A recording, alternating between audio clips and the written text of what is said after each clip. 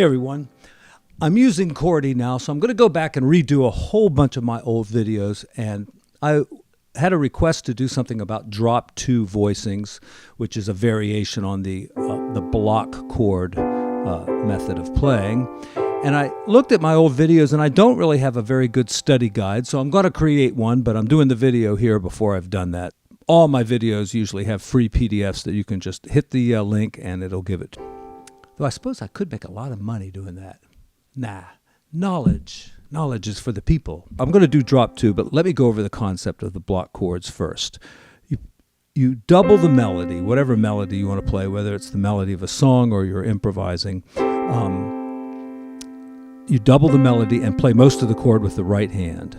And then let's just go up a C major scale. We're going to alternate between C6 and a diminished chord. And it will always be the same diminished chord as we work in the key of C. And that diminished chord is kind of functioning as a G7th. So this is why it works, because it's going C major, G7th, sort of, C major, G7th again with a flat 9, you know, and then C major.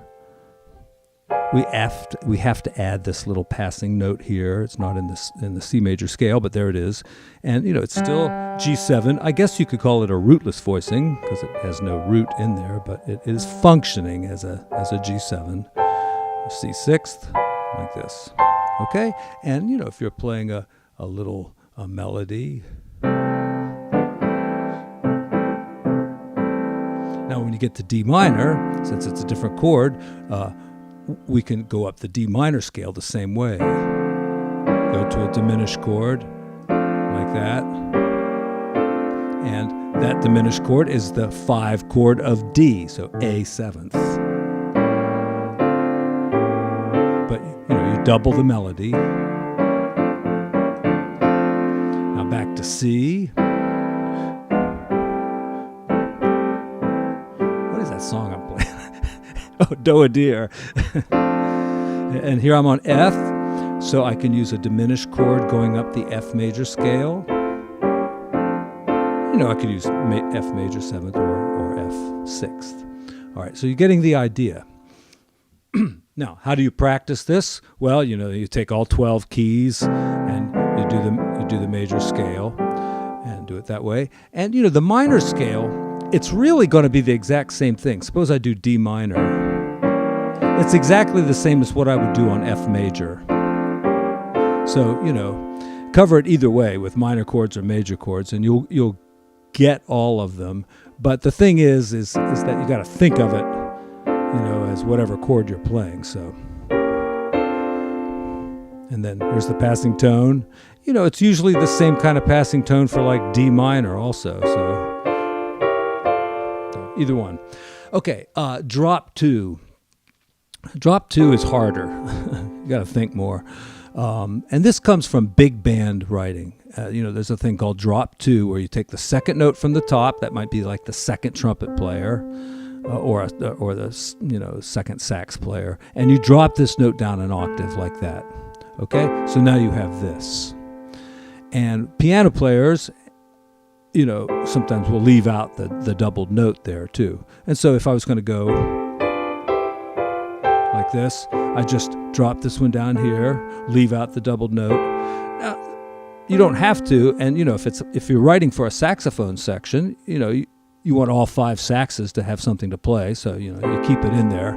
You know, you just go up like you can use the same. Well, leave that note out, right, and just go up. All right, let me do it real slowly.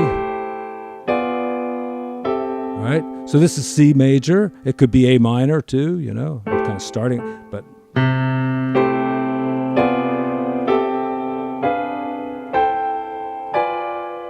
what is it?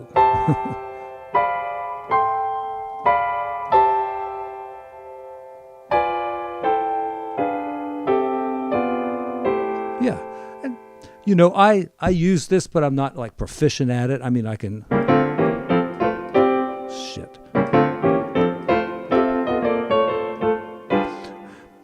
I can use it in songs where I'm familiar with it, but, if, call a tune in the key of A flat and then want me to play in this style, I might be in trouble. My suggestion, of course, is to practice it with closed voicings before you get into drop 2.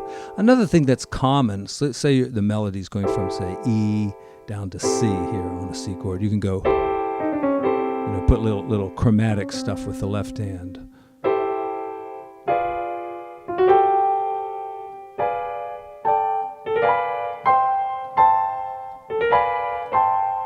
If you're doing drop 2, start with an A minor chord, put the 7th in, drop it down to there, and then take out the doubled note. So here's A minor, and you see I'm right up here to like where C is again. So, it could be A minor or C major.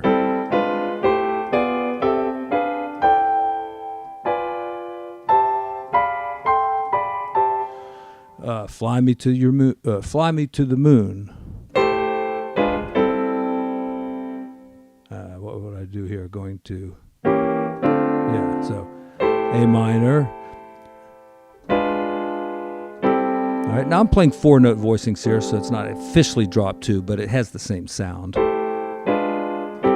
now I'm going to go to a D minor, so I'm thinking about the diminished chord that leads into D minor.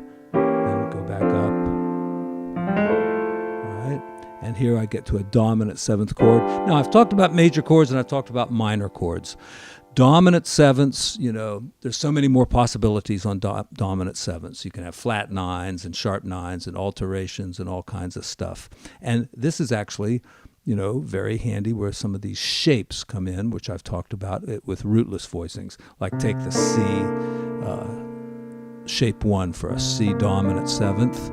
It's got a 9 and a 13. I can play it like this, right? If I was doing like, say, G minor to C, right? And then C, and then to F.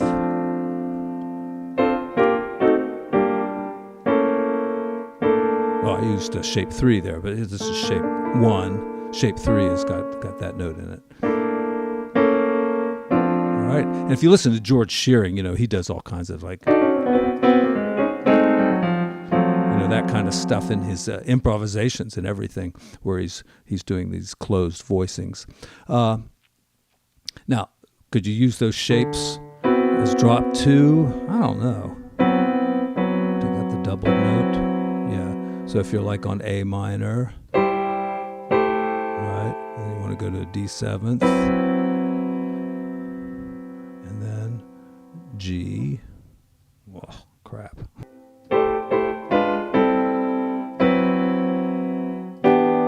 Yeah. Hey, that's pretty nice. I'm using A minor as a drop 2. All right. It's still A minor. And then, see, I'm using the shape as a drop 2. And then going to G major, see? It's G major, drop 2 down to there, leave out the double note, put the root in so everybody knows what the hell you're playing. Yeah, and whenever you're using any of these styles, you don't have to stay in that style like, super consistently. You can break out of that style and, play a chord that's got a root in it and change from close block voicings to drop 2 all of a sudden. It's your ball game. It's make the music your own. There's one rule in music. All right. I mean, we talk about rules for voicings and rules for what scales go, but there's one rule in music. If it sounds good, it's good. That's the rule. And, you can try out lots of new things, and if your ears get accustomed to it, you can start to develop a liking for something that maybe you previously didn't like. Like right now, I'm working on these kind of chords that have these really nasty dissonances in them, and stuff like this kind of.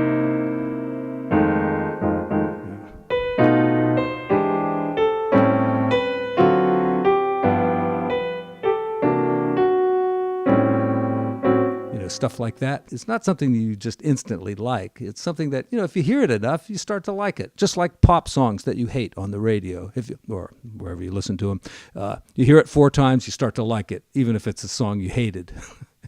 It's weird how that happens. Thank you, folks.